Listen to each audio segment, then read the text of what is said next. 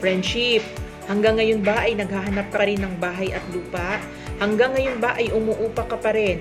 Alam mo bang dito sa San Rafael at sa San Ildefonso, Bulacan ay merong affordable house and lot? Oo, tama. Tama po ang narinig ninyo.